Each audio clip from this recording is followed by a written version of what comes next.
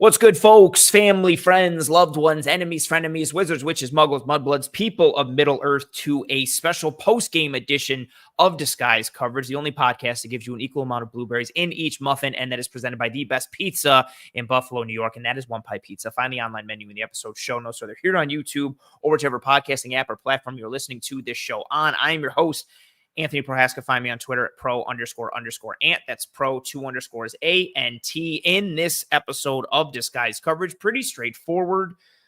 Buffalo Bills, Chicago Bears, week 1, 2024 preseason. The Buffalo Bills lose in a disappointing and somewhat ugly fashion to the Bears 33-6.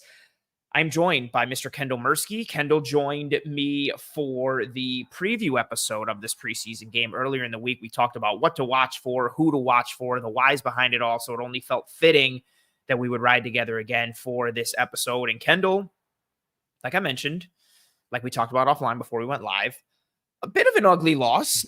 Again, it's preseason, so you kind of take it with a grain of salt to a degree, but not a great game from the Buffalo Bills. We're going to dive into all phases of the game, some individual standouts, highlights. So overall, just, again, the details that need to be gleaned from this game. But Kendall, as we always do on this show, high level, before we start, where's your head at from coming out of this game? Is it something team-based? Is it a specific player? Is it a specific side of the ball? Is it something niche? Is it something large scale? Where are you right now coming off, again, this Bills week 1 preseason loss to the Bears 33-6?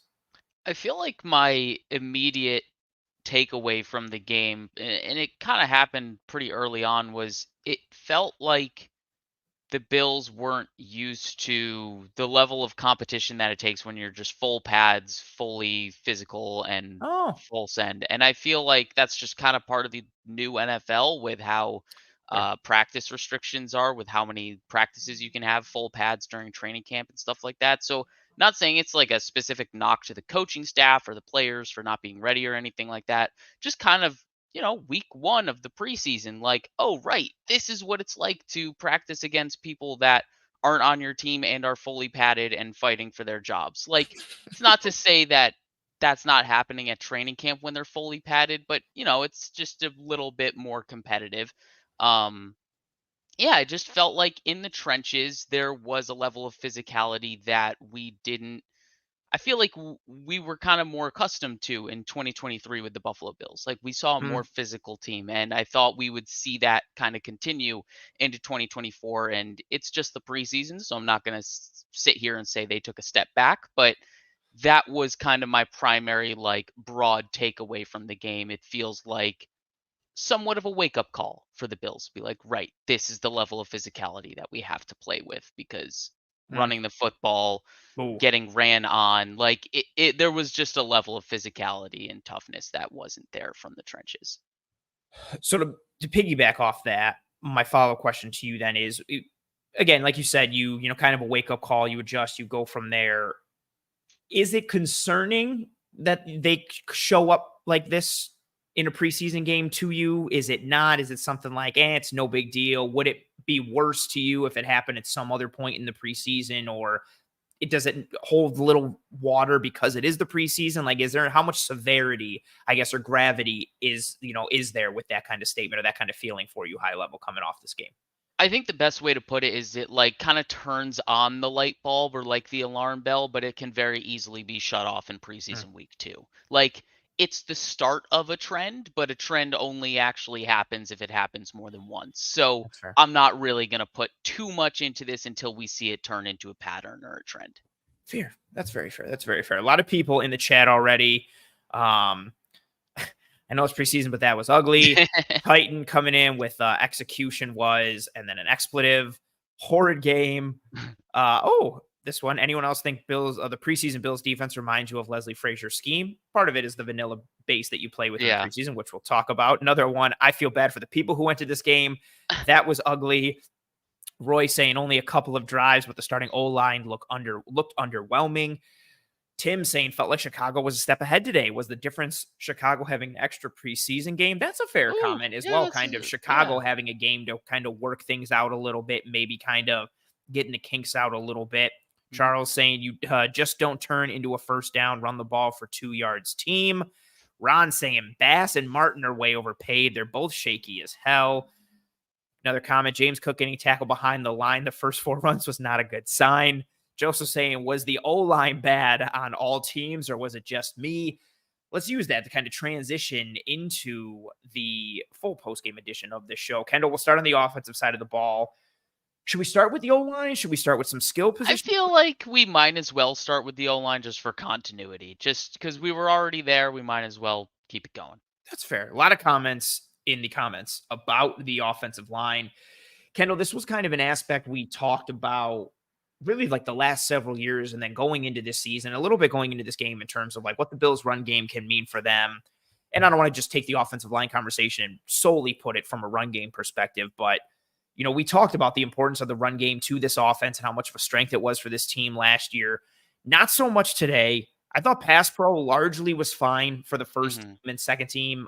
Third team, it got a little ugly at the end, especially in that fourth quarter. But as we're sitting here kind of looking at the offensive line holistically, what did you think overall, pass pro, run game aspect for the starters, the depth guys? Where are you on this offensive line coming out of this game? I mean, yeah, like I said before on the high level, like I'm generally worried about the push from the front in the run game. I think that's kind of where my primary concern lies. Pass pro is always a little interesting, especially with Josh Allen, because so much of their game is predicated on scramble drill anyways. And honestly, you saw Shane Buechele try to emulate try that to a do lot of Josh times. Allen. Yeah, So it's like try to do his best Josh Allen. I mean, pass pro, we also just didn't even get a lot of sample size with the starters either for passing. So for me right now, like I'm just concerned about where we're gonna get that push and tenacity and in the run game and really create some yards before contact for our ball carriers, because there was just far too many runs where James Cook was first touched in the backfield or first touched at 1 yards from the line of scrimmage, whatever it was. That's, I think, my primary concern. But like I said, isn't really a big concern for me until it becomes a trend. And then in terms of pass protection, yeah, I just need to see more reps from the starters. There weren't a lot of passing reps for the starters. I think you mentioned it, and several people in the comments mentioned it. Several people on Twitter mentioned it in comments to some of my tweets. The lack of push and just displacement was disappointing, I think, with the starters. You saw kind of right out of the gate, that first series is a 3-and-out. You get 2 run plays, and the 2 run plays, there's just very minimal push. It looked like they ran dart, so tackle wrap on that first play. Brown kind of gets met in the hole. There's nothing. Brown is high in terms of like leverage, not high in terms of like intoxicated. Just kind of comes into the hole high. Look like, and again, so I also want to say this with offensive line play, much like secondary play, the all 22 fleshes out so much. Yeah. So I do want to kind of take this conversation or the assessment coming off the broadcast and the game with a bit of a grain of salt from the O-line. But yeah, just a lack of push and displacement. I thought the third team offensive line started to get it working a little bit in that second half. We saw a couple nice pin and pull runs where Darrington Evans got some good chunk yardage. We saw a nice run for Ray Davis in the second half that was called back due to holding. Yeah, it's for a group that really was good last year with just from an on-the-ground perspective. Zone runs, gap scheme runs, they were good in both. It was part of the reason why there's such a good O-line last year, especially, putting that in conjunction with their pass protection. But yeah, it was a performance in the run game that right from the get-go, the Bills just were not creating that displacement that we'd seen last year. They were one of the leaders in, yards before contact for their running backs last year, adjusted line yards, which is a stat that measures how much responsibility is placed on the offensive line for, positive gains versus, putting that onus onto the running back. So they were top of the league, near top of the league in adjusted line yards last year, meaning the offensive line was doing a lot of the heavy lifting.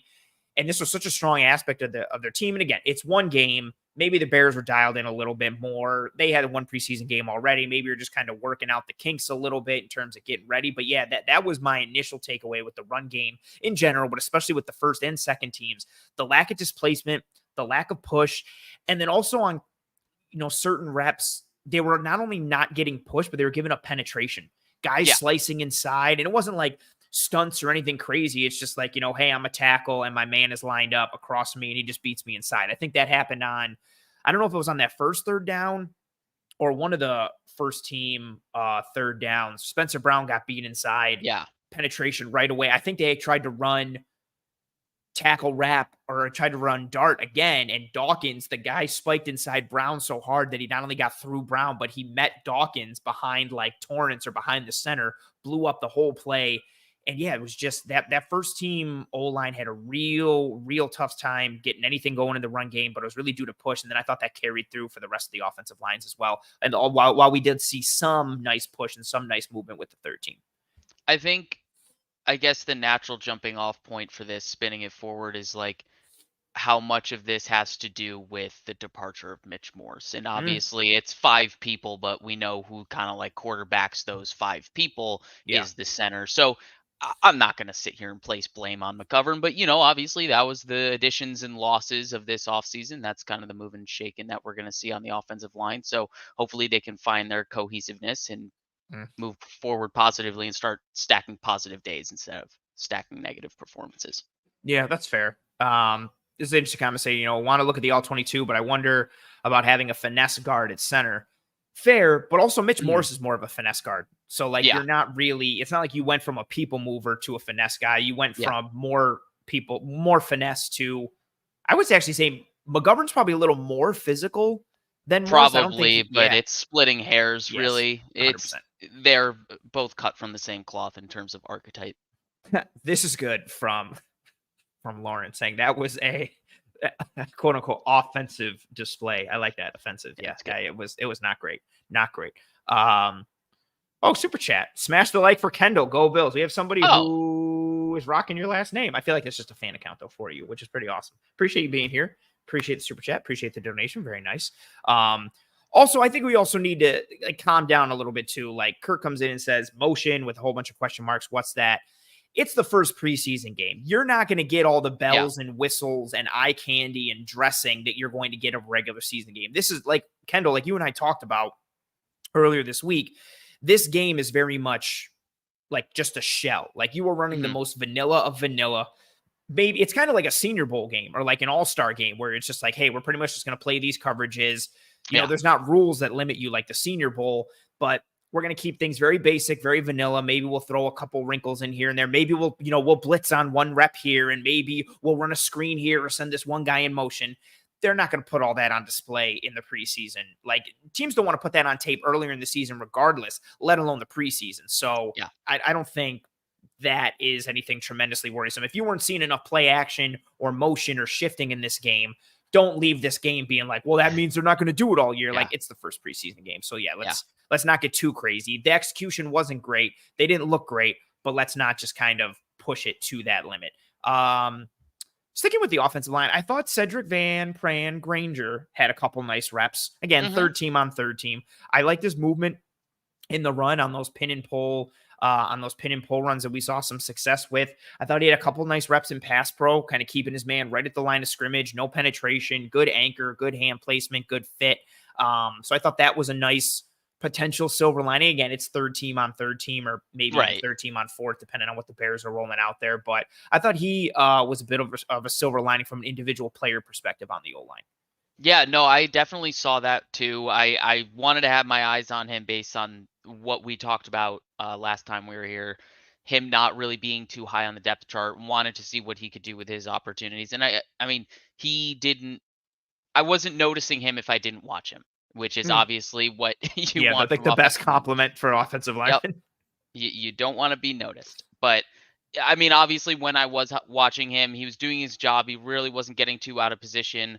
I saw one rep where he climbed to the second level nicely.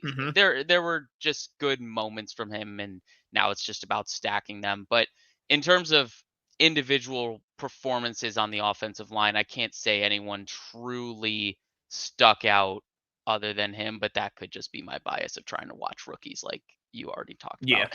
Fair. And again, O-line, I want to get into the individual reps, come all 22 and the scheme stuff. I know Deion Dawkins had a really nice snatch trap early on, I think on the drive that the first team got a field goal. The drive that ended in the field goal, which when Trubisky took over at QB and they ended up getting 3. Really nice snatch trap on that play. But yeah, we'll kind of dive into. And again, I think, oh man, I like Kirk, man, saying who's the O-line coach? Same clown year in and year out. The O-line coach is Aaron Cromer. He's one of the best in the business. That's why the Bills offensive line was part of the reason why the Bills offensive line was so tremendous last year. I am fine with anybody being upset, but taking this one performance and using it to describe the season. Also, last year, the Bills got housed in the second preseason game against Pittsburgh, or was it the first? I don't remember, but they got absolutely destroyed and then went on to have a season where, if they're healthy, probably could have beaten the Kansas City Chiefs in the Final Four of the AFC, but conversation for another time. All right, Kendall, anything else on the offensive line before we move over, other than just kind of being underwhelmed and disappointed? No, yeah, let's keep it moving.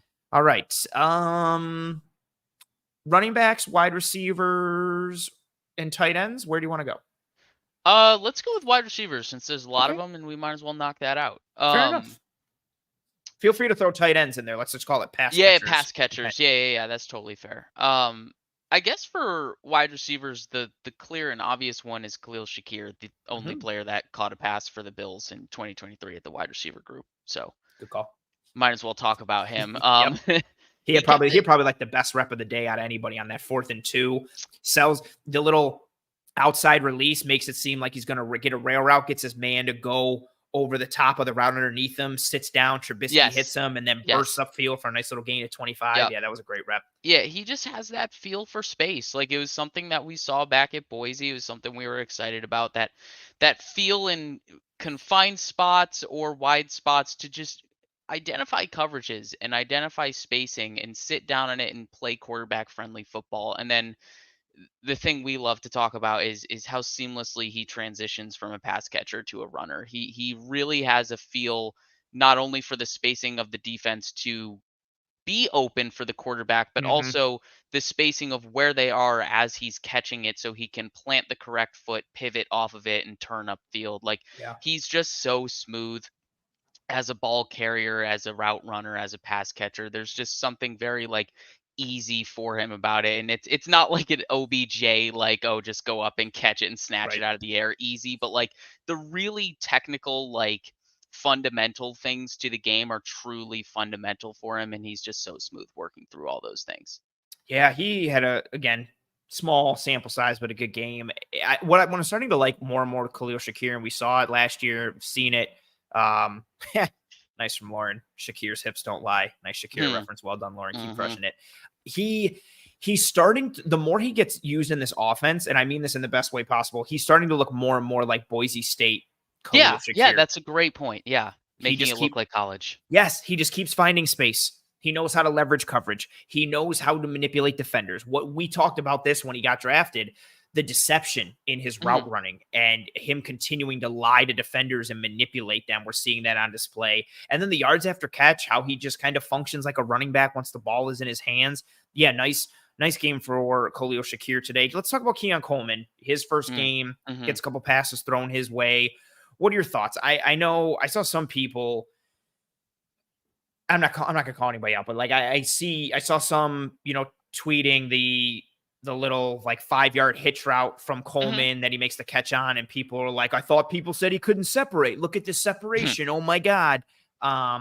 I thought he has improved in terms of his footwork and his, fluidity in terms of his lower body and being able to get in and out of breaks. But, what are your thoughts? Keon Coleman debut, technically, because it's preseason. What are your thoughts on Mr. Keon Coleman? I thought he did fine. I mean, obviously, he didn't have a lot of opportunities. He was only targeted 3 times, and we just talked about the one catch, but I thought he did fine. He did his job as a blocker, and there were a handful of routes that he ran where it was just, you could see the quarterback was trying to find him. I think it was that boot from Trubisky to the top of the screen where you could see Coleman crossing from the other side of the formation, and the safety picked him up, and there was just no chance to get him the ball. So it's just, there's a handful of those where there was really nothing he could do to get open. But the opportunities that he had, I thought he looked fine, and we're just going to have to wait for more reps. But on his single catch, I mean, the easy thing to, the low-hanging fruit to compliment him on was just the ability to work back to the football. He didn't have to do that. He created plenty of space at the top of the route, and came back to the football when he didn't have to, but that's the veteran move to make more space at the catch point to work back towards it and make sure no one gets in front of you to get that PBU. So he did that and then turned up field to make sure that he regained the first down that he would have Right. had if he just sat on it. So it was good, just like small little fundamental things from him that you could see right away. And then obviously all the words through the broadcast where anyone was asked a question about Keon Coleman, like they're all raving about how Yeah. he works and how professional he is about getting better. So I think this guy is still the limit for the guy, and we're not even scratching the surface right now because we're not seeing anything. Right.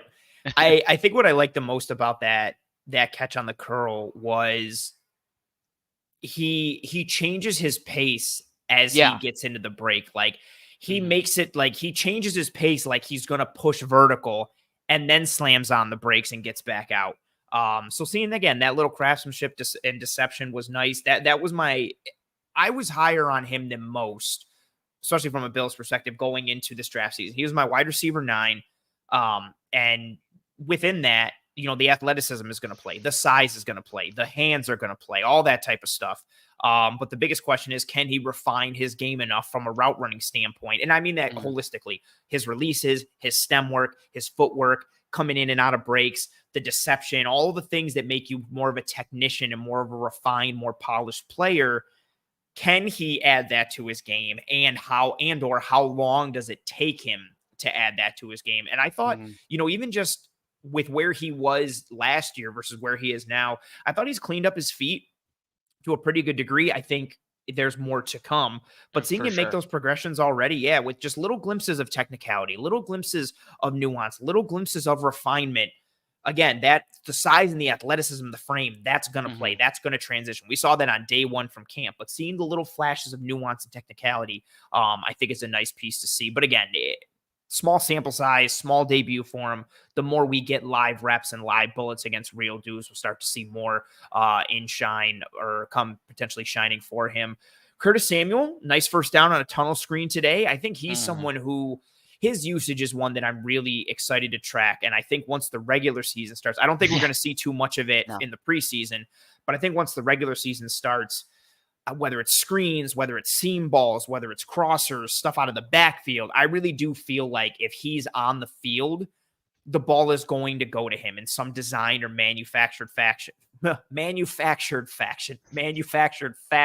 That's a tough thing to say though. Just because of his skill set, his familiarity with Brady, and really what he can give you. So again, small glimpse for him within those Hmm. starters, but nice move on the first down, and also I guess it doesn't count because it's not a running back screen, but a first down on a screen for the Bills, which is nice and fun. Yeah, I know, right? And it came from Josh Allen. So Mm-hmm. anytime Josh Allen's completing screen passes, that's plus for me. Want to see a Right? little bit more of that. But Yeah. yeah, you said it all with Curtis Samuel. I mean, we're really not going to get to see what we want to see in terms of usage and the versatility of that usage until the regular season, but fine by Mm-hmm. me. It's nice to see the conventional side of the wide receiver that Curtis Samuel is, and he's very good at it. Like we see his yards after the catch with that screen. Hopefully, he's utilized in that way all season. But you could also see him, getting downfield. Like he still has speed. He can still create separation with that speed. And then, which was really nice. That one sit over ball concept that they had, the mesh sit, where obviously running Curtis Samuel on a Oh, mesh is dangerous because he's fast, and if he's crossing the field, you got to mhm. follow him. But then he sat, and I think it was his zone coverage, so they were probably all meant to sit The if one it in was the in zone. like the low red zone that Trubisky I threw him. think it was. Yeah, yeah, I know it was Trubisky. I think it yep, was low red zone, definitely, but yep. I'm sure they were probably like, okay, if it's man, you keep mesh going. If it's zone, everyone find their spot and sit. Mhm. And he sits right in the middle of that zone and gives Trubisky an easy like 8, 9 yard completion, something like that. But yeah, just seeing the conventional side to Curtis Samuel at the wide Yes. receiver position is it's encouraging because obviously that's the talk of this team for Yeah. national media. Who's going to replace Diggs? And I think we just going 1, 2, 3 right there between Shakir, Coleman, and Samuel. We just illustrated it's not a 1-for-1 swap Yes. replacement for Diggs. They're gonna do this as a team, and we really didn't see a whole lot of the tight ends today, which kind of makes it Yeah. even more encouraging that they were fine from a pass catcher perspective in terms of like first, second stringers Yeah. today, and we still didn't even get to see much from the tight ends. And no Mac Hollins today. I know Yeah. that's maybe not crazy for some people. I was a little disappointed. I wanted to see what he'd look like with some live bullets with the camp that he's had. The tight ends piece, and again, small, you and I talked about some structure stuff and kind of the shell when we did our episode earlier this week. I liked, and again, this is just me extrapolating kind of in the theory of the offseason and league trends like we've been talking about, but I like it's 12 personnel, the first two plays right out of the gate. Mhm. And the first play, it's more condensed, reduced formational width. They run the ball. The second play, it's the same personnel grouping and they go spread and they hit Khalil Shakir. Like, I just like that little changing of the dial a little bit to stay in the same personnel group. You can spread them out. You can go condensed. You can run. You can pass, kind of that multiplicity aspect of it. But yeah, pretty quiet day. I think it was the play where Allen scrambled on third down and slid for the first. Kincaid ran a little up and out, and I'm very interested to see on the all 22 if he was open like I think he was. I don't know if it was too high or single, but he actually the slot corner made a pretty good transition and ran with him, stabbed the hip, turned and got upfield with him and carried him. But yeah, pretty quiet day for the tight ends. Kincaid had one catch on a ball from Trubisky. Anybody else from a pass catching standpoint, or I guess even from the kind of perceived starters, MBS had a drop, or, how did your focus shift to? We've talked so much about who kind of wins the wide receiver 5-6 battle, if there is one. Not much from Hamler today. No. Shavers, not much. A couple drops, or at least one. One was kind of one that got caught in the air in the wind from Trubisky, and he dropped. Andy Isabella had a couple nice reps, but we kind of know what he is. Anything else from the pass catcher standpoint? How do you feel about the depth? Do you think anyone kind of helped themselves today, or was it just kind of a small sample size, chalk it up to the first game performance and move on? Yeah, I think it is kind of the latter there, where a lot of guys showed flashes. Like Shavers had that nice catch and physicality to get the first down after the catch. Isabella continues to prove that he's just tough to tackle despite his size. Like, he really works through contact well for someone his size. He really does. And yeah, I think Hamler shows the juice that you want to see, but like couldn't find his footing, had the problem in the kick return game. So like, I think everyone kind of had their ups and downs for the depth of the wide receiver group. So I think we're still just kind of left with a little bit more that we want from that part of the wide receiver group, and we're just kind of going to have to wait and see. I don't think anyone really separated themselves, but the fact that Mac Hollins, was he injured? Like, the fact that he wasn't dressed is like a big vote of confidence, right? Foot, ankle. I think he dinged up something midweek or at the end of last week. So like, him not playing today wasn't a complete surprise. I didn't know if he was, or I honestly, if somebody has like a stubbed toe, they're going to hold him out in the preseason. Yeah, I mean, we saw Ed Oliver get injured on the first play, and it's like, nah, not worth it. Man, he went down and I was like, he'll be fine. But then I saw like how frustrated he looked, and I was like, are you frustrated because it's the first play, or if you're frustrated because it's something more serious? And I was like, oh my God. Yeah, But yeah, I did that. fair. I think also with the pass catchers, that's part of also, I think, my frustration with the offense, just the lack of drive sustaining that they had. There is some moving and shaking to be done with the O-line, with the wide receivers. And I just feel like dudes didn't really get a chance to kind of get going today because there was so much disconnect and stop-start with the offense. And again, lack of ball control, lack of ball movement, the opportunity to kind of not really get into a rhythm, not to layer and stack things with one another. And then the game starts to get away from you a little bit at the end. So your hand is kind of forced and the offensive line is protecting.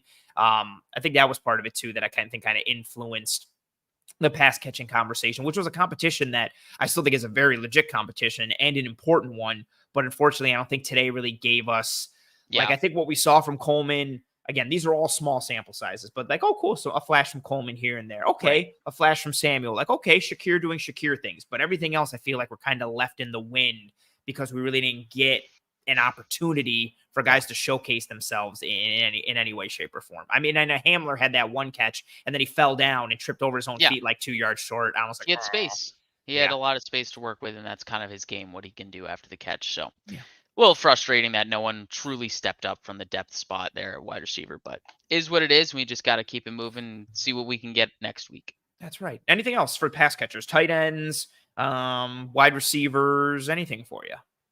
Not much. I will say from a tight end, like personnel wide, I just checked it out. They were at like 20.8%. 12 personnel usage, and last year holistically they were like 17.8 or 17.6, something like that. So a little bit higher than the season average last year, but obviously just preseason, it's a lot based on who's available during the preseason. So Mm. not a lot to glean from the personnel usage, tight end wise. But Yeah, yeah. very fair. Very fair. Very fair. I had hoped to kind of see again the third team pass game was black, but I hope to see a little bit from Zach Davidson. Again, I don't think he really Yeah. got the opportunity to today, which was a little disappointing. I do think Quentin Morris was open on Oh, that yeah. seam ball, and Trubisky just couldn't From layer it Trubisky. in Yeah. and touch it in there. Yeah, which is it just and man, it's so funny. And I'm not saying this to rag on Mitch Trubisky because he's better at football than any of us ever will be. But the idea of like watching a guy go from being this highly touted prospect and top 5 pick that a team trades up for and sacrifices for to be in this kind of preseason guy, back up multiple teams that doesn't really accomplish much, like the career trajectory of players and evaluation versus what they are in actuality. Yeah, it's just he's such a big reminder of it for me because Yeah. he was he was legit at North Carolina, and there were Hmm. a lot of people that liked him and were all in on that hype. And then that first year, granted, they had that defense, but Right. he's running all over the place. Like people are cashing their fantasy tickets in on him in year 2. Like they're like, no, Trubisky's going to lead this team, and then to see kind of where he went, and yeah, it's just I don't know why he always is just like a kick in the teeth reminder of Yeah. what like career trajectories look like and what a prospect can be versus what they are in actuality. Yeah. But No yeah, one knows. yeah, no one knows. No one knows. Disappointing miss for him, yeah, on that ball to Morris. Let's go to the running backs. Hmm. One of the guys we talked about, I think let's lead with Ray Davis because he got more snap share than Cook, Right. had more touches. I liked what I saw Hmm.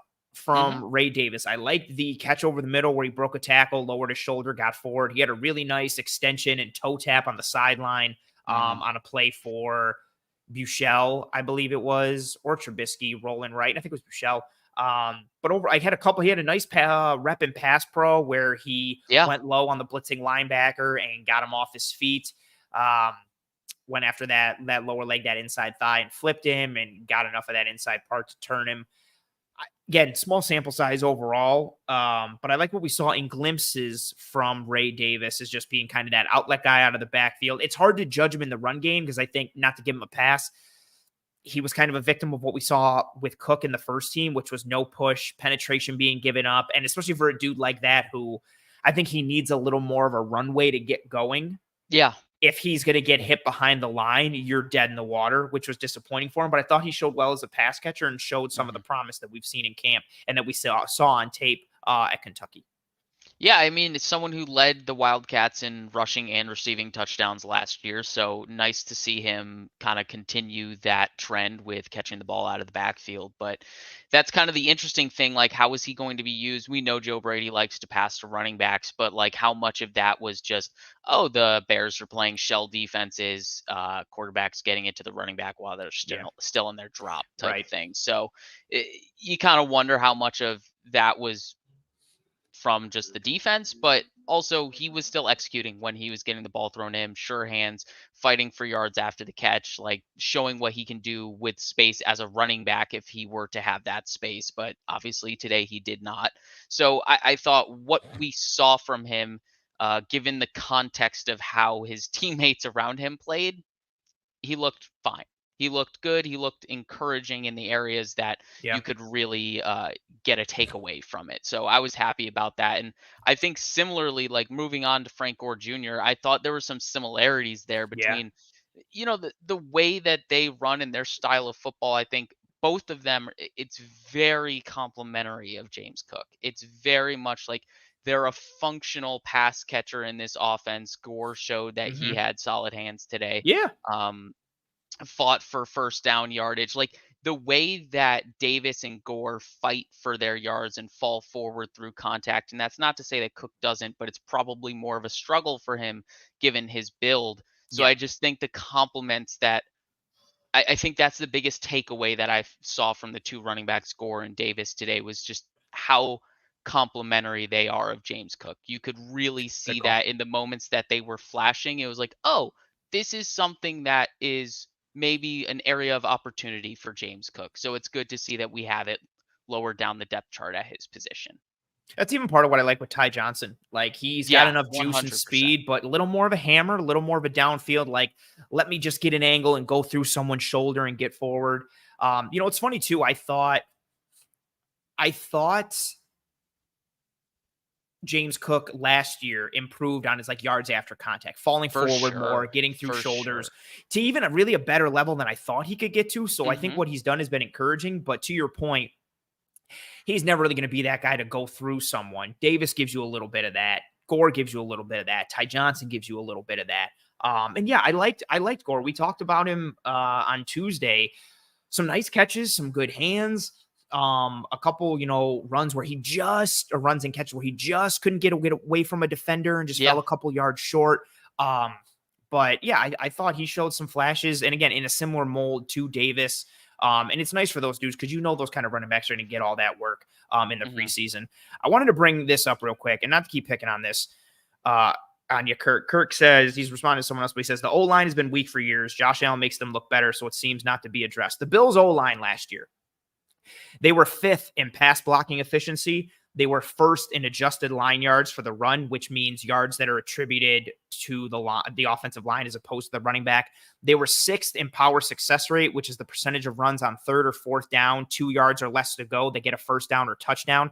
They had the best mark in stuff percentage, which is running back runs that are tackled at or behind the line of scrimmage. They had the best adjusted sack rate. They were fifth in rush yards before contact. They were seventh in rush yards before contact per carry. They were third in running back rush yards before contact and second in running back rush yards before contact per carry. The Bills' offensive line last year was absolutely tremendous. I agree that Allen has made them better in years past. The offensive line last year was tremendous in pass pro and in the run. And the fact that they were also able to do zone and gap scheme runs was a real strength of this group last year offensively from a schematic standpoint. The offensive line was very good last year. Well coached, good dudes. And again, I'm not going to rip them for what their 2024 is going to be off of the one preseason game. Right. But yeah, I just wanted to talk about how good the O-line was last year. But yeah, I like those flashes from Gore. Even Darrington Evans, who's somebody I really liked, even going back to college, like his speed, Yeah. small running backs who can just burn Yeah. will always intrigue me. But a couple nice runs for him, like we talked about with the O-line earlier on those pin and pull runs. It's just so tough. I feel like I really do feel like the top three is set with Cook, Davis, and Ty Johnson, or Johnson and Davis, however you kind of want to, finagle it. I do wish we got to see more from an evaluation standpoint for the running backs in the run game, but because of how the O-line played, again, we really didn't get to. What else? Anything else for the running backs before we flip it over to the defensive side of the ball? No, I think that's it. I think that's pretty much all we're gonna get from the running backs. I'm just hoping that I didn't notice if I should look into this if Gore got any time on special teams because I'm hoping he can find a spot on the roster. That would be a nice poll. Yeah, my data doesn't have that poll yet. Actually, speaking of special teams, let's go on that real quick. Any worry about Sam Martin kind of shanking 2 punts, even though it was windy and not ideal? But that second one was brutal. The first one, he had the benefit of the bounce, but 2 not so good punts. What do you think? I mean, worried? I'm always going to stay worried with special teams. Same. I mean, special teams is like kicking, especially given how last year ended for the Bills. Like, kicking this oblong shaped ball is a problem. Like, it's harder than we think. And got to get guys that are good at it. I mean, these guys are professionals and they're very good at it, but man, the margin of error is slim. So, I mean, there's nothing you can really do at this point. Your guys are your guys. It's not like you're going to improve on those positions at this point. I guess there's not much I can say about concern because those operations are just always nerve-wracking as a fan. Whether it's a kick or a punt, like it's just always kind of a nerve-wracking play because it can go so wrong. I'm not like panicking with that. Right. But yeah, and this is actually what I was going to say. Is a good point from Lauren. She said it was a bit breezy today, but it can get a lot windier in the Ralph. She said, "Consider me terrified of punting." That's what my worry is. Like and even now, like outside, like it's still a little windy. It's not like, no one's going to be able to kick or punt today type of wind. Like it was windy, but it was still a tame kind of windy day for Buffalo and for the Ralph. And yeah, and also, I don't think his second punt was more, it got caught in the wind as it was like, no, it was a contact. Yeah, it was a contact issue. And I think it was similar to kind of the first not so great punt we saw from him. I just think too, as this offense finds itself in the beginning of the year, even the defense a little bit as well, you can't afford to have botches on special teams. You cannot afford to have like muffed punts or muffed kicks, or in the return game, you can't afford to have shank punts. You can't afford to miss field goals. Like, you have to be buttoned up in that aspect. Yeah. And it's disappointing because the Bills have really been one of the better special teams in the league since McDermott took over. And I feel like the last couple of years, they've been on this like trend down in terms of execution, in terms of coverage units, in just terms of like field position punting. You know, we know Bass's struggles last year and how that kind of reared its head in that divisional game against the Chiefs. So I'm not terrified. I'm not freaking out, but I am definitely like I don't feel great about Sam Martin, especially for something that's just so, I don't want to oversimplify that job because like you said, it's a lot harder than it is. Just kick the ball. Like, I don't need a 50-yard punt, 10 seconds of hang time every time. Like, just give me I'll take a 45-yard line drive at a good distance and get it out of bounds or something with the roll. Like, just don't shank it.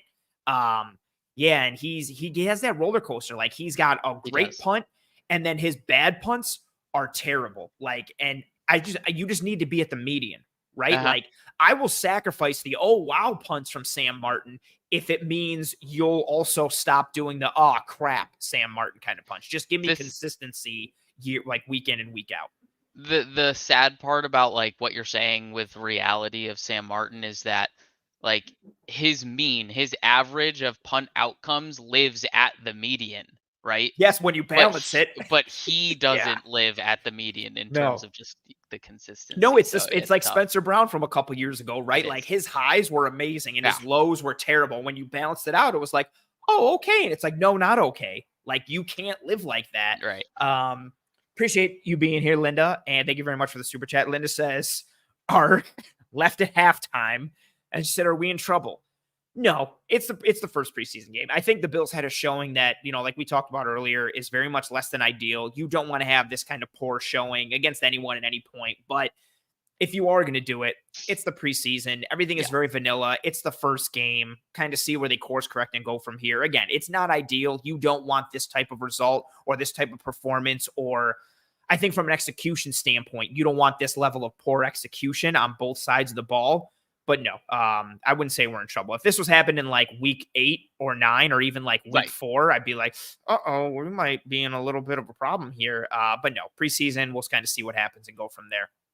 All right. Oh, and what do you got? You got another thought? I was going to say, going back to your point on special teams and the decline of special teams, this is the first year, I believe, that we're not going to be able to pay like a handful of special team aces. Oh. So we might have to start getting used to life like that now that we're paying Josh Allen. Like, that's truly on the books now. So yeah, no more Taiwan Joneses and Tyler Medikeviches and Saran Neals and all those guys. There's not enough going on in the bank account to be able to pay all of those guys for all the roles that they play on this team. So yeah, just kind of something that popped into my head when you were talking about the special teams decline. I think that's fair. That's actually a good point too. And you know what? It's funny. Like, I'm waiting for everyone to be like, we just don't have enough talent on special teams after the conversation for the previous years. Why are we paying these guys? Why do we waste all this money on teams? That's the dichotomy of fandom. It's that. Yeah, the dichotomy. Oh man, that's a good sports book title. The dichotomy of fandom. I like that. I hate this next year. Oh, this is why we win. Oh, whoops! I didn't realize. Let's go to the defense. Where do you want to start? Linebackers, secondary. Yeah, let's work it from the line of scrimmage backwards. Okay, let's start with the line of scrimmage and go backwards. Let's start on the interior, and then we'll talk about the edges separate. Sure. Anything? I'll start with interior because I want to say this again.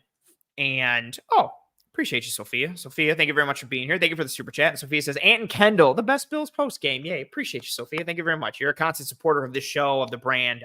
We recognize you all the time. Thank you for the kind words and the super chat. Let's start with the interior. Ed Oliver goes down on the first play. We think he's fine. I want to start with mine again, and I'm going to say this for the defensive line as a whole, especially for the interior. Like we said for the offensive line, I don't I don't want to blow up the trenches because I want to see the all 22 to really dive into it and get the details of it. Got to stop because we got super chat. Thank you very much for being here, Carl. Thank you for the super chat. And he says, McD has a bad challenge record. Player of the game is John Perry. Yeah, maybe that kind of eye in the sky there with the ref. Yeah, helped them up a little bit. Yeah, that was huge. Yeah, I think agree. we all felt the difference there, and I think the Bills broadcast team did a good job of highlighting what the change in the room is. And I don't even want to I'm pretty sure this is kind of like a joke from Carl. I actually think, and I'm sure you think there's real value to it, but I think this could actually make a significant difference. Like a couple of challenges that go your way or challenges you don't waste challenges on and you get to pocket those timeouts. That can be the difference in in a victory against a good team in January or potentially February. So yeah, I like not only that, but also the rule about getting a third challenge if you get one of the first two correct. So which is nice because it used to just be you had to get both of them right, and now there's value. You got to be accurate. Absolutely. A couple comments on the chat. McDermott seemed real irked. And Lauren said, breaking news. McDermott said in the post-game presser he wasn't very pleased with today's performance. They have a lot to work on. Absolutely. It's a good response. Love to hear that from coach, Absolutely. But I figured kind of that would be his thing. I don't put too much in the post-game stuff. Same thing when Allen has a bad game and he's like, it starts with me. I got to get better. And I'm like, you said this like 75 times. Like, I don't care. As long as that's the mentality, that's really all that I care about. I care about how they're processing this and how they want the media to perceive their processing of the situation. So I'm glad to hear that McDermott feels displeased with the performance and that they need to do a lot to get better. He should. And if I'm the coach of that team, like us sitting here right now, it's the first game of the preseason. Right. Let's settle down and see what happens. If I'm the coach, I'm like, you guys played what are we doing wrong? Yeah, exactly. 100%. But absolutely. As fans, we got to let the process play out. Yeah, no pun intended there. Or maybe pun intended for you. Starting on that interior. And again, to kind of backtrack a little, I am reserving full judgment until I can see the all 22. I thought Austin Johnson had a couple nice reps today. Some good penetration, some holding up some dudes inside. I thought he showed physicality on the interior there. What did you think of Dwayne Carter? Because I don't want to say he's a hole, but the first big run, he got washed out. He got driven off. Actually, one of the stops for Austin Johnson, Carter got blown off the ball by a double team, which is a worry I had for him based on his tape at Duke, just his inability to anchor or split double teams. I want to be more on board with him, but I feel like he just wasn't impactful today, even though he got a bunch of burn. I felt like he was getting bullied at times, driven upfield, lack of rush lane integrity in the run, getting pushed around a little bit. Again, not seeing it from the broadcast, which isn't the best vantage point for interior defensive line play. But what are your thoughts on Carter? Because I also think this goes a little in line with what we've seen from camp, where he just was kind of not noticeable day in and day out because he wasn't really standing out and making any type of impact. No, I feel very similarly. Like there were some hustle moments that I was like, okay, cool. Like at least he's showing the effort, like he's working through these things. But from a technical perspective, like it just wasn't good enough. He was getting blown off the ball. He had the most snaps of any defensive lineman in this game, 31, and we couldn't feel his impact. Wow, really? Problem. Yeah. Do you have raw stats with him too? Like any next most was 26 from Cameron Klein. Who flashed a little bit actually and had some good pressures, Cameron Klein. Which is kind of the point, it's like you really want to see that impact made with that amount of snaps. 31 defensive snaps, 2 tackles, 1 quarterback pressure. So like I definitely noticed a moment, and this could have been the pressure that was charted, was when he was trying to split the double team and he was tripped as he was going through the double team. I believe might have been to set up a screen or something like that. He just fell getting to the quarterback. Like from a proximity perspective, that could have been charted as a pressure. There was definitely some elements of like the hustle and the want to and the urgency that you love to see, which was probably a big part of why he got drafted, and on top of the intelligence factor. But from execution perspective, like it just has to be more stout, has to be more violent and aggressive in terms of getting or preventing that push and displacement from the opposing offensive line, specifically in the run game. Yeah, and again, that was my worry for him at Duke. Like if he wasn't getting penetration and causing havoc, he wasn't going to have a positive impact on a play because he's not all right, cool, let me hold my man at the point of attack and then go from there. He's a pure Lauren says, yeah, but you can't quantify character. Absolutely. There's no stat for character. Yeah, if he wasn't like hitting that one gap and getting through and causing havoc, it was a problem for him at Duke. And so I'm a little disappointed to see that continue in this first game. But shout out to Austin Johnson. I didn't notice too much from Williams, but I didn't have my eye on him a ton. Anything else on the interior for you?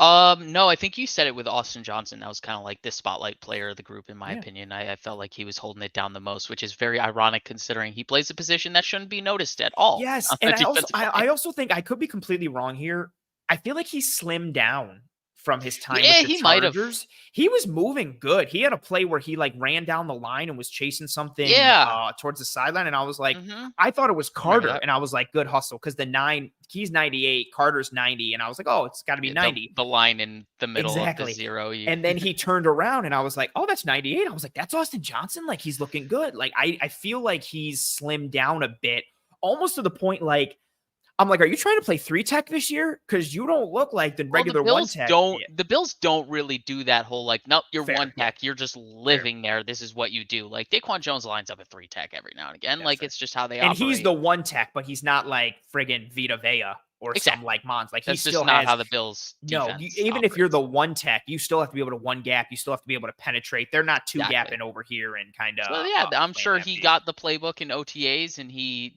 heard how he was going to be utilized or how his archetype gets utilized in Buffalo, and he's like, well, looks like I might need to change some things physically just to get an edge here, get an edge there.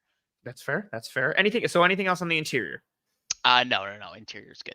Fair. Let's kick it to the edges. I do want to start with this one. This is a good comment from Ron. Ron says Smoot lost containment more often than I'd like.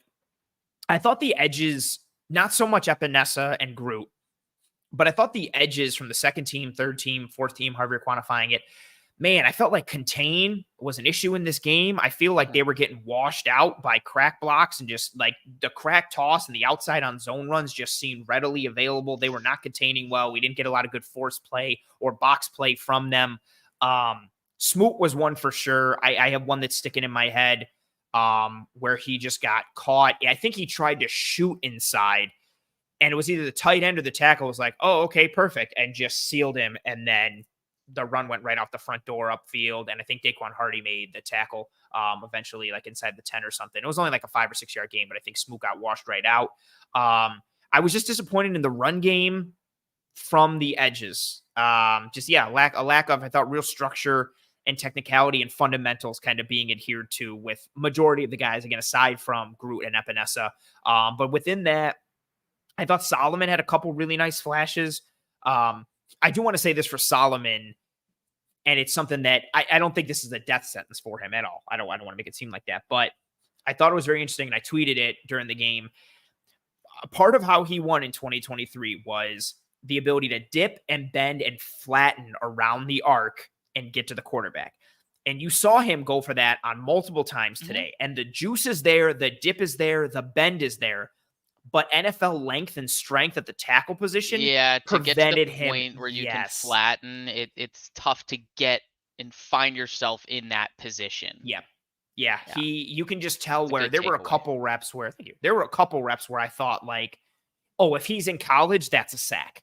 But here in the NFL, it's just like where he would get through and be like, here we go. He's getting pushed off this way and he's getting run around a little bit more. And so I'm very interested to see how he course corrects for that. Right.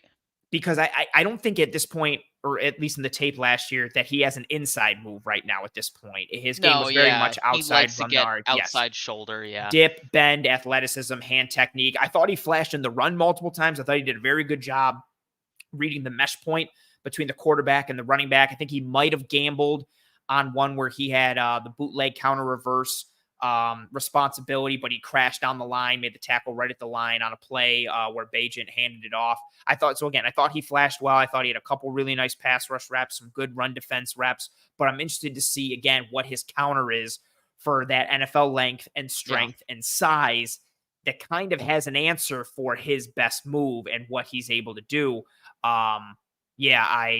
I want to see where he goes from there. I thought Cameron Klein had a couple really good, nice reps, some good juice, some good burst off the edge, some hand usage. Kingsley Jonathan had a couple solid reps, but kind of in Yeah, line with what felt we've up and seen down. from him. Yeah, I think he was very much like what he's been in the preseason these past couple of seasons. That's kind of where my head is at with the edge group. And what about you? Yeah, no, I think you kind of hit it on the head with everything. I it's funny like you talking about the run contained stuff from the edge position and Epinesa and Group being kind of like exempt from that talk in first play of the game is, oh, look at all this displacement. Groot just manages to stack and shed his guy, and it's a gain of 2-3 You know yards what on was the first wild? play of the game.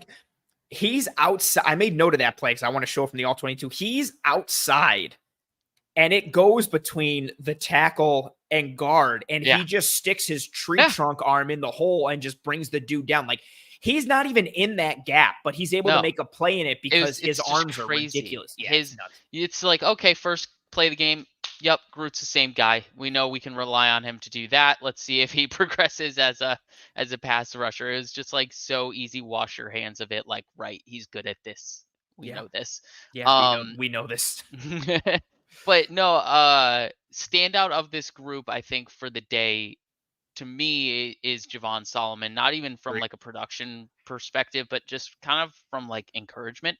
Yeah, Um, I think your words on him and how he's completing this process of sacking the quarterback, because it is an art. Like the way you get to the quarterback is an art. And the way he does it is very specific in this moment. And he's yes, to get around the outside shoulder. The thing that's encouraging to me is he's kind of completing like of the three phases, at least one and a half. Right? Like that's he fair. has the explosion right off the Mm-hmm. snap. He has the instincts to like jump the snap even to a point Yeah, and be very quick off the line of scrimmage out of his stance. And he gets into good positions there, and he shows the flexibility, the ankle bend, the ab work, like everything to kind of get around that outside shoulder. But yeah, to your point, it's kind of like halfway through that phase 2 of 3 where it's like, ooh, there's maybe like a little bit like cutting the corner you could do here, yeah, something technically you could do there. So I think it's encouraging that he's in a position to succeed, but it's, just maybe inches, centimeters, millimeters away. So I think it's encouraging that he's finding himself in that spot at the very least, because he has like kind of the unteachable quality, which is, yeah, the get off. yes, And then the technical stuff, he can find it. yeah. Like through time, like he's in his Mhm. first training camp in the Yeah. NFL. So I'm encouraged that we're kind of at this stage with a 5th round pick. He makes me think of like a pitcher who's got like 101-mile-an-hour fastball, but he doesn't have much with his other pitches. Hmm. And so it's like, okay, just don't get beat by the fastball because he doesn't have a curve, he doesn't have a change, you Right. don't have to worry about that. And like his fastball is really good, but if you Hmm. can just not get beat by the fastball, you're okay. Um, yeah, I'm very again, I think his trajectory is super interesting with Exactly. because he in his tape showed like he's a guy who understands, okay, I'm going to do this move in the first quarter and I'm going to do it again and I'm going to do it again. And then in the fourth quarter, I'm going to make you think I'm doing it and I'm going to do something else. I'm going to beat you. So he understands plan and preparation. But I wonder with the overall size and how he's built, I just does that catch up with him at some point? Because I don't think like it's going to be tough for him to be a dude that's going to go speed to power and go through somebody's Right, chest at right. his size. So then your Yeah, you only real kind of hope, saw him getting like caught up in the shoulder yes, pads a and lot of that's times. the issue. Like if dudes get hands on him, even at the college level, like if guys got hands on him, it was going to be tough for him. And you can improve your use of hands to be able to kind of free yourself a bit, but he needs more, I think, of an inside move to be able to threaten that Yeah, inside and counter shoulder and that. Yep. pair it with that outside or a spin. It could be anything. It could be a spin. It Right. could be a stab and a rip. It could be anything other, like everything is just so outside base, whether it's just But I dip and think bend, whether it's the rip, whether it's, interesting point to what you're saying is like, I wonder how much of this preseason he's using as an opportunity to test his fastball and be like, oh, how could be, fast is my fastball at the could be. next level? Right. And Can they hit it obviously, type of stuff. exactly, but at the same time, like he is in a position battle. Like, how much grace does he have to do stuff like that? He's not a vet where he can just go out there and like there is a counter argument to that. But you do wonder how much he's like, all right, this is my best move. let's see how it works against Darnell Wright. You know what I mean? But yeah, TBD. I am encouraged about what we saw from him, at least the nuances of it. I agree. And I want to, again, just chaining more moves together, being able to transition, having counters built into things. There are ways that he can win. And I'm just interested to see like kind of how he puts that together. And I do think there were a couple reps that, again, not the end of the world. And some the Bears had like 6 and 7 guys in pass protecting with chip help. Yeah. But a couple of the reps with the starters, it was disappointing seeing the Bears being like 3rd and long and Caleb Williams just have time to kind of sit back there and be like, oh, is anybody open? Oh, is anybody open? Definitely problematic on the 4-man rush opportunities. Yeah. The one that I'm thinking of is right on that, I think, first drive or second drive where he hits DJ Moore on like 3rd and 12. The 3rd down, yeah. But they keep in, so it's a 5-man protection, but they keep in the tight end and the running back who each chip on Rousseau and Epinesa. So that helps a little bit. But still, you'd like some kind of penetration. It was just like a perfect pocket for Caleb Williams. And there were a couple of those today. So I would like to see that off improve of a that bit. Too. Like, I'd like to see improvement off of that, but also I found it a little bit tough to evaluate the edges from a pass rush perspective because of how many play action boots there were in this Bro, there game. were so many, They got them outside and moved the launch point regularly. Which I thought was smart from the Bears. You have Caleb Williams and you have Bagent, lean into it, bro. But not even like the Caleb Williams thing, like also just backup quarterbacks in the preseason. Like, let's try and evaluate everyone on the field. The easiest way to do this might be to just make the pocket non-existent. Like, I don't care about the pocket. Let's just launch point. It's over here. Like this is where the ball's being released from. So I just think it was smart to do that. It kind of like we saw Smoot get fooled by a bootleg. Like there were I think Jonathan I disagreed with the broadcast on that. He read it. He just fell down.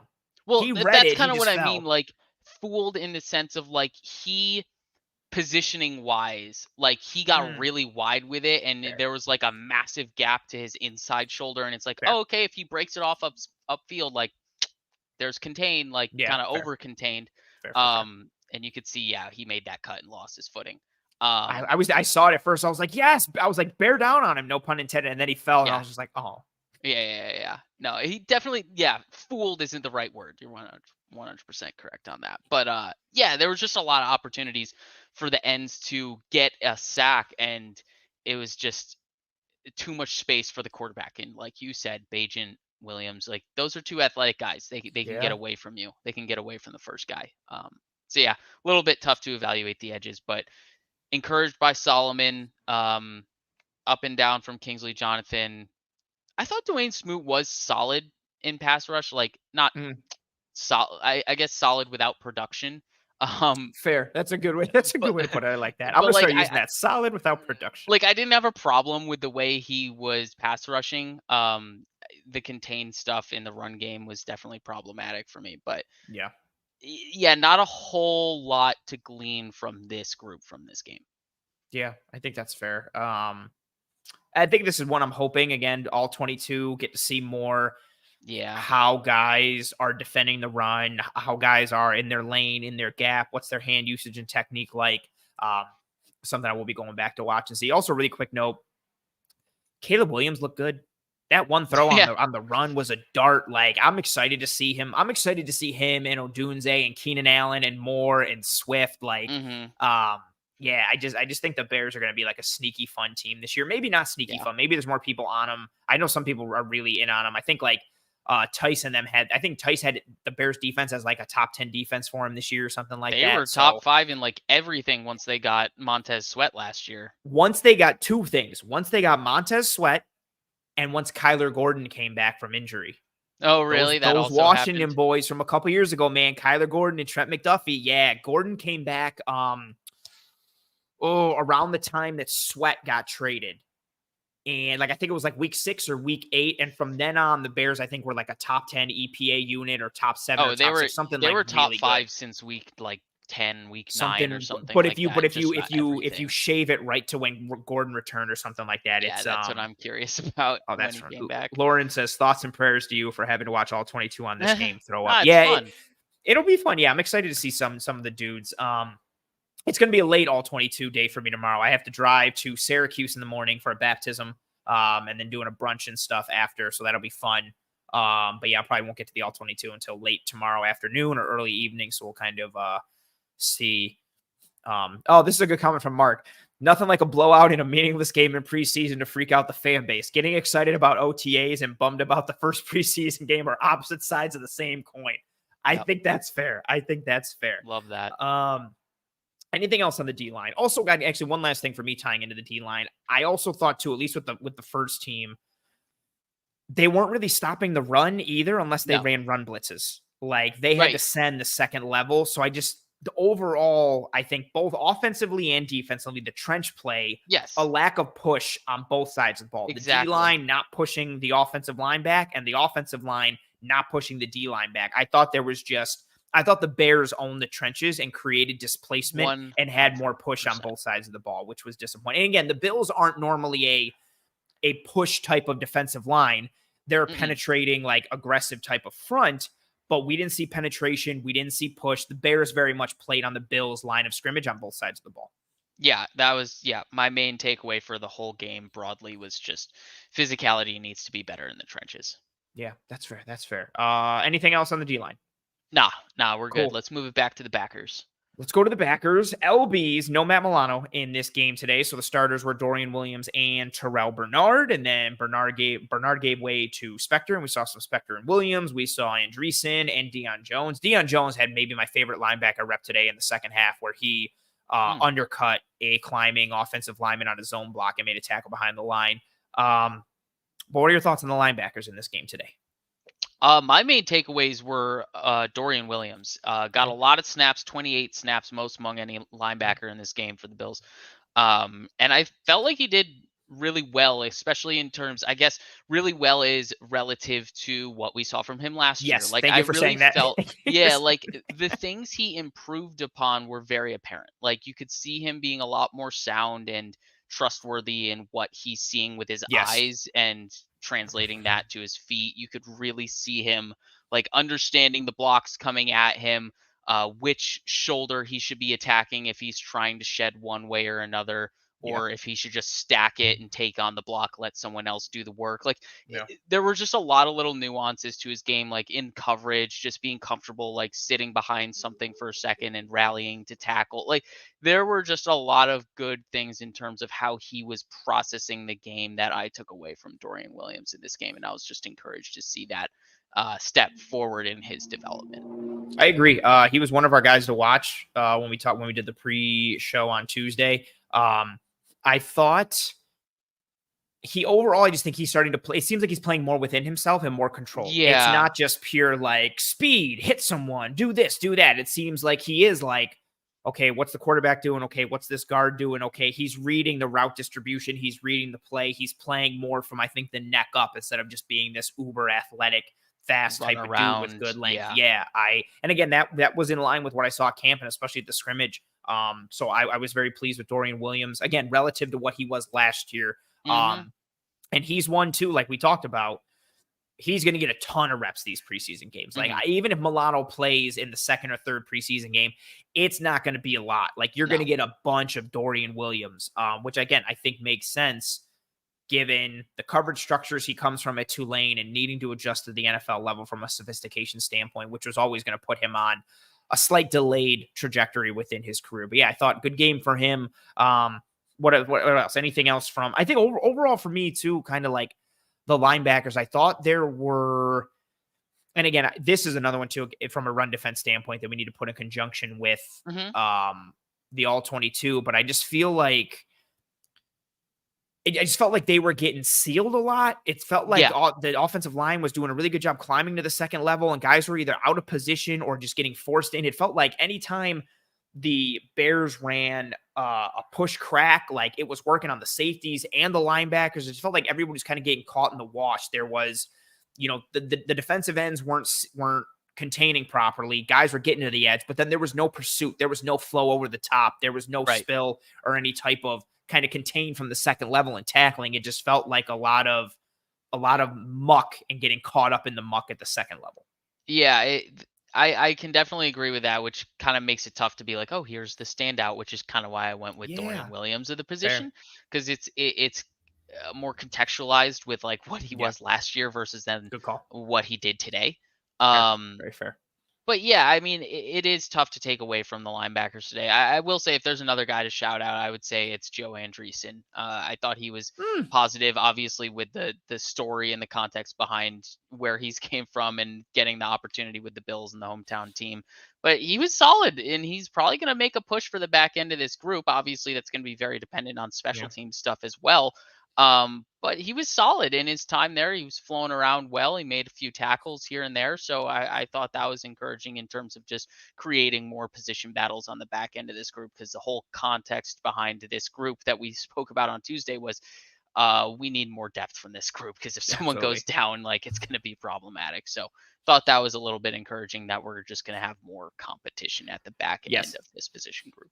I like this comment from AK Cash saying Balin Spector is like the Tommy Sweeney version of Matt Milano. And I feel like that's so spot on. And I really like that. Oh man. That's good. Yeah, I don't want to throw the linebackers into the play for the line, but yeah, just not great push, not great penetration, not a good job against the run. They really had to like gap out and just send the house to be able to get stops They on the did. run, and then from a coverage standpoint, some completions over the middle. Granted, some of that is due to a lack of pressure up front or having to commit bodies to it. But yeah, not a great day overall. I do think not a great day overall for the defense. I really for the Bills in 100%. Yeah. general as a whole Yeah. team.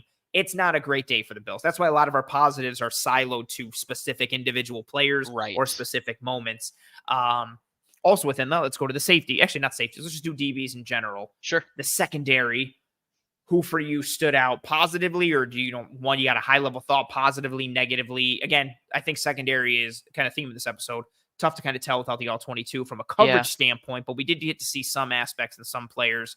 Rough day for my boy Takori Couch. Got beat on that deep ball and committed a penalty on it. Had a couple nice plays against the run, but I feel like there weren't a ton of standouts.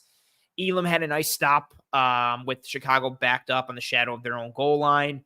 But I feel like overall it's just kind of meh from a secondary standpoint. Kendall Williamson, I thought, had a nice game up until he hit Yeah. that dude for no reason Yep. and drew a penalty. But yeah.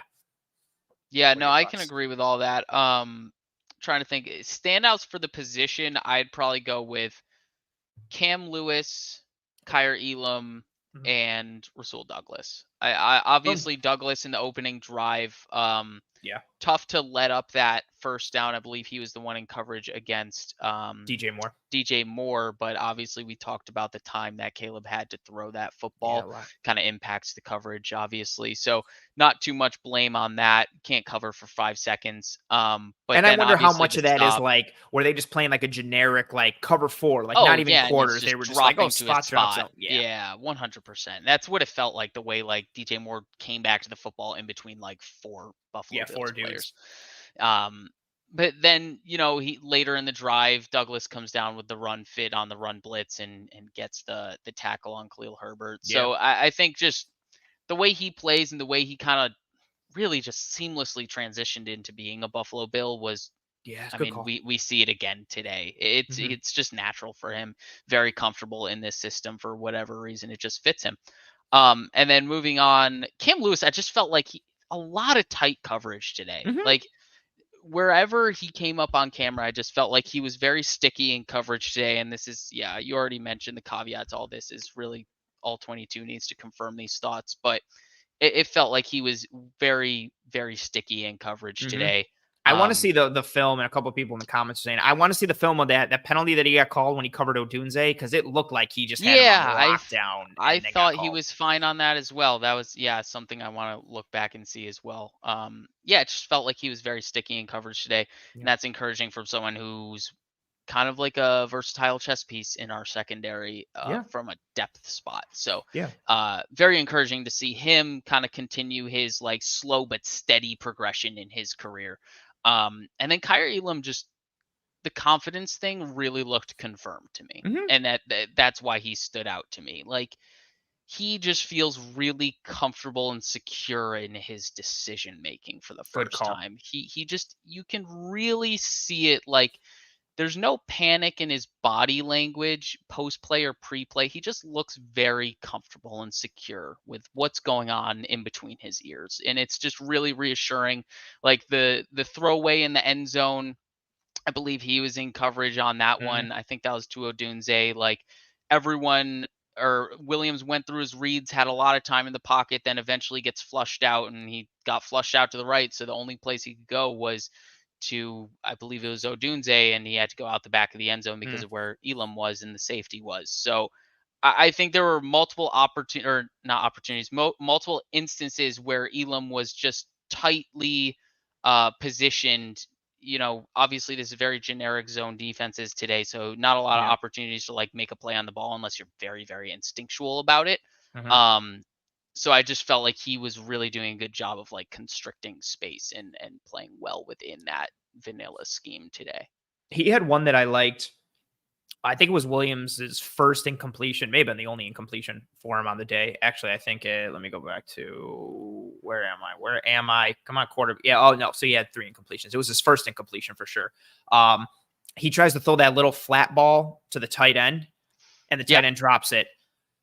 Elam is in coverage there, and you have no idea from the coverage structure based on what it is, but I'm pretty sure it was quarters because he wasn't sitting there in the flat. But he's kind of sitting and he shuffles a little bit, almost like he scooches a little bit, and he reads it. And as soon as that quarterback starts, he's out. Like as soon as Williams starts to throw, he triggers. Like even if the tight end makes that catch, it's 2nd and 8 or it's 2nd and 7. Like, Right. and the confidence, the quick trigger to trust what he Exactly. sees, and then the athleticism physically to execute on what he's seeing mentally and visually, I thought was nice. Yeah. And again, I like I mentioned, I really like that run stop he had with the Bears backed up within the shadow of their own Oh goal yeah, I line. forgot about that. Yeah, Yep, that's a that good was a call good out. one. Packing the box there. I think it was like first down on that drive. That was a nice play from him. Had a couple tackles where he kind of like fell off dudes a little bit towards the sideline, or one in particular that I'm thinking of. But I don't know, guy's already out of bounds. Maybe he purposefully like let up, doesn't want to get a penalty. But yeah, this was another one too where I felt like I wanted to see more from the secondary, but there were so many play actions, there were so many bootlegs, there was so much running happening that I was like, okay, we can't really like judge a Hmm. ton. I'm very interested to see what the safeties played like in terms of what, and overall what coverages the Bills are playing in this game from a 2 high and single high perspective. Although they're probably going to be more spot drop than anything. Um, Daquan Hardy had a couple nice tackles, got beat on one play, but was close to being in phase. Had a nice coverage rep on a crosser across field. I thought it was interesting that Daquan Hardy was at outside and Corey Couch was on the inside with the third team defense. I Yeah, thought that was interesting. Supposed to stays do with the interesting. safeties. Like I thought there was a chance Cam Lewis would be with the second team safeties and Hardy would be with the second team defense in the slot. But the fact that Hardy was just third team outside corner, I thought was very interesting. But yeah, I thought the secondary was pretty much kind of not meh, but you can't see him on the broadcast. Nobody had any splash plays. Nobody had anything that tremendously stood out. Although I will assume, to your point, when the Bears got down there, we're only able to get 6 or only able to get those 2 field goals on Hmm. those drives. They've stalled in the low red zone or in the red zone in Exactly. general. And I'm assuming that's happening because of good coverage on the back end that we can't see Exactly. because of the vantage point. And hopefully the all 22 will kind of shed some light on it. Bingo. Yeah, that's my hope. What else? Any other thoughts on the defense? I will say DeMar Hamlin looked very secure as well. I Okay. felt like I felt put at ease with kind of him picking up where he left off from what was it, 2022. Like Mm, he was a very sufficient player in 2022 who could be plugged and play, but he looks like he's really progressed in terms of just kind of like rounding the edges of his game. Like we used to talk about mm, how he was playing so like out of control, specifically in like run fits, where he was like the Bills had to deploy him for whatever reason at the time. I remember he was like 25 yards off the line of scrimmage when he yeah. was in 2022. And now, like, this might be just because of how quick he's processing. He's playing closer to the line of scrimmage, it feels, and he's not like screaming forwards 20, 15 yard or whatever it is to go make the play in the run game. But I felt like he was a very like safe, dependable player Mm, in this game. Obviously, safety play yeah. impossible to really talk about I think he without the gives all enough of a 22. floor in this defense. Like I think his Yeah. ceiling is limited, which is why he was a later round pick. but you could still be a very good safety with a limited ceiling. I'm still very like when he was there in 2022 before he had that life-threatening injury. I wasn't too high on him. I wasn't down on him. Like I thought you could upgrade over DeMar Hamlin pretty easily, Sure. but I thought you could do worse. Like he just gives you a solid floor. Like he's fine. Like I don't love him as a starting safety, but he's fine. Like he gives you a known quantity. He's got familiarity in this defense, both with being the Bills and then the system at Pitt that he comes from. I think he has the right mentality for it and the understanding of it. So again, I'm fine. Like if they went out and got somebody else to start over him, I'm very much fine with that. In a perfect world for me, just based on how everything is, Mike Edwards heals up and wins that job, or Cole Bishop heals up and wins that job. But until that happens, or even if it doesn't, I think Hamlin gives you enough of a known quantity and a floor just to be like, okay. Yeah. Like, which again, isn't great. I think he's more of a depth guy. I think he's more of like a safety 3 or a safety 4. But again, that means if your safety 1 or 2 or both get banged up, he should be sufficient to plug and play. Yeah, he's not like hurting the team when he's out there, which is really what I took away from this game. He's not a complete liability back there, which I don't know if he ever truly was. But yeah, he's not taking away from the defense. I don't think he's a strength, but I don't think he's a liability. Exactly. And so, it's fine not being to live in that spot as a safety 3. Not being that strength means your upside is limited. Your schematic capabilities are limited as a defense, but it also means that you're not deficient. And again, which is that was kind of his game coming out, like very just all around like middling player who, if he progresses, that's a good person to be. Baseline middling, then just improve off of that everywhere else. Absolutely. Ron said this really well. Hamlin's a depth guy, in my opinion. That won't kill you when he has to play, but I love an upgrade. I am right there with you. I like this comment from Lauren, who says, if you're willing and able, make multiple YouTube accounts so you can like this video multiple times. Lauren gets it. Lauren, you've been crushing it in the comments. Lauren is extremely smart, very smart lady. She gets it. She understands how the game is played. I like this from Tim as well, saying, if you're not feeling great about the game today, try hitting the like button. Yeah, that's also true. If you're super disappointed with how this game went for the Bills, hit that like button, please. Because we managed to find the positives in all of this darkness. These two floating faces that you see, we found the positives. Yes, that's very fair. I think too, kind of as we wind down here, like I want to get your closing thoughts on this game, because mine really are like looking at this objectively. Like I just really, and you and I were talking about it before we went live. I just feel very meh about this game. Like I think there were players that had good performances, like we talked about, and not just because, it's a Bills show and we got to find something good to talk about. There were good performances in this game, but overall this game just felt like it had a lack of oomph or a lack of urgency to it or seriousness to it. Like you talked about it, like maybe it was, kind of the lack of padded practices you get now and the lack of intensity and physicality that you get in camp. And, maybe this is a little bit of a wake-up call for them, so on and so forth, and all these types of things. But yeah, it just felt very dry, the entirety of this performance. And then when you add in the lack of execution and the lack of fundamentals and just little things, like not setting the edge versus the run and all those types of things, this very much became a game quickly where I was like, I just want to see the all 22 so I can really get some good analysis, because the broadcast I felt like provided very little based on how the game script went, but also how the Bills kind of came out and how they showed up and just how this game went. Yeah, it was, so I don't want to say disappointing because it's preseason. But yeah, it was a game where I just felt very meh for like the entirety of the game. A couple flashes here and there, like we talked about, but I just found myself sitting there being like, bleh. Like this felt like a preseason game to me, which was the most disappointing thing. Like I wasn't like, oh, okay. I was like, oh, okay, it's the preseason. And I haven't felt like that in like a while for them. Yeah, I mean, it's tough when you go into it kind of knowing, oh, okay, like the starters have about a quarter in them, and then the offense goes 3 and out, and you're like, well, that's not a lot of sample size for some of the guys I wanted to see. It's just a bad omen for the rest of the game. So it's just tough sometimes when you come in with those expectations of like, oh, I want to see this guy, and I know I get at least a quarter of it, and then you're like, oh, game script just completely screwed that. There's no chance I'm going to see as much of that as I want to see. So just tough reality for game one, but hopefully they bounce back from it. yeah, the physicality thing needs to get changed. The discipline thing needs to get changed. They had 11 penalties today. Like that was Brutal. problematic. The Bears surprisingly had 8, so just a sloppy game Sloppy altogether. game. But Bills had 8 in their first preseason game last year, and people were talking about how that was a lot. They had 11 today, so Yeah. yeah, Not great. Yeah, I feel like you could tell this was like the opening preseason game.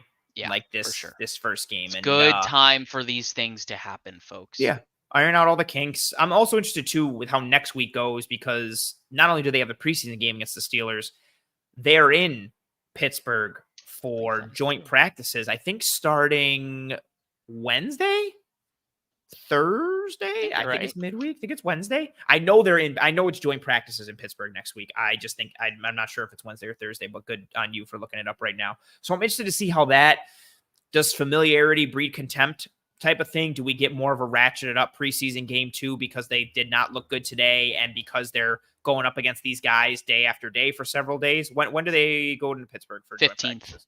Thursday. Okay, so Thursday, Friday joint practice, and then Saturday scrimmage, which will be nice. Oh, I like this from Charles saying Keon Coleman versus Joey Porter Jr. should be fun. Yeah, those dudes in Pittsburgh, they do not lack intensity.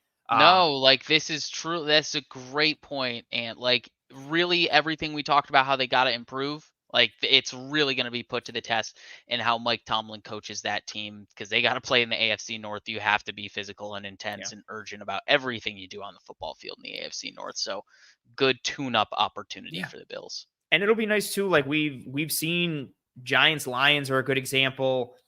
There's another one too that's escaping me. But we've seen some fights in joint practices. We've seen some physicality like get ratcheted up. I think this will be a good opportunity for the Bills to kind of, whether you're just going against the same dudes that aren't your teammates for days in a row and you're getting pissed and the physicality kind of ratchets up, or just because Sean McDermott lays into these dudes for kind of laying an egg in this opening preseason game. I expect a different kind of performance next week, and it'll be nice to potentially see that. Any parting words for the people, Kendall, before we say goodbye? Nah, man. I mean, at this point, I feel like the main thing is like it has to improve. Like it can't get much worse than this. Like very, very poor showing on a lot of fronts. The 3 and out to open the game for the offense kind of really put the writing on the wall for the game. And then yeah, the defense kind of did the same thing for them. So hopefully it gets better, but yeah, nothing too much to take away negatively from this game because it's not a trend yet. I think everyone just pump the brakes if you're getting concerned about the season. No trend has formed at this point, so let's hold on for a second on that. They are trendless at this point, even though they're not looking great. Yeah, I knew once that first play and I saw Spencer Brown pull and he got met in the hole and knocked back, I literally was like, uh-oh, this is going to be a day. Like, it was one of those days for the Bills. But that'll do it for us here on this episode. If you have not already, please, and thank you. Drop a like on this video. Likes are the lifeblood of these streams on YouTube. So if you're willing and able, please drop a like on this video. It goes a long way towards helping myself and the entire team to track and trend in front of more eyes and ears. Turn on notifications here on YouTube for the Disguise Coverage playlist. Subscribe to the Cover One channel here on YouTube. If you're listening on a podcasting app or platform, please rate and review and subscribe to Disguise Coverage. Appreciate everybody who joined us live here immediately after the Buffalo Bills preseason week 1 loss to the Chicago Bears. Thank you very much for the comments, the thoughts, concerns, the back and forth with each other, the back and forth with myself and Kendall, all the engagement. Thank you very much for all the super chats that we got from Carl, from Sophia, from Linda, from the Kendall fan, throwing the super chat our way. Thank you very much for being here. Thank you for the monetary donation. We greatly appreciate you folks. And for everybody watching non-post live, thank you very much for your post live view, listen, download, whatever have you. Tell your family and friends and loved ones about this show and about how awesome it is. If you thought the show was terrible, tell your enemies and try and ruin their day by making them watch this show. Go get yourself some One Pie Pizza, the best pizza in Buffalo, New York. It's a sad day with how the Bills played, but make yourself feel better. Treat your taste buds and treat yourself to some One Pie Pizza. They're the best in the business here in Buffalo. Disguise Coverage will be live Tuesday, 9 p.m. Eastern for another episode looking into Bills Steelers and kind of dissecting that further. And then Disguise Coverage will be live next Saturday for another special edition post-game episode following Bills versus Steelers. And then, of course, we'll be live again after Bills Panthers the week after that for another post-game edition. That'll do it for us here on this episode of Disguise Coverage. For myself, Anthony Prohaska, for my tremendous and esteemed guest, Kendall Mirsky. That'll do it for us here on this show. We hope you and your family and friends and loved ones are all doing well and staying safe. Be kind to one another. Take care of one another. Godspeed. And as always, go Bills.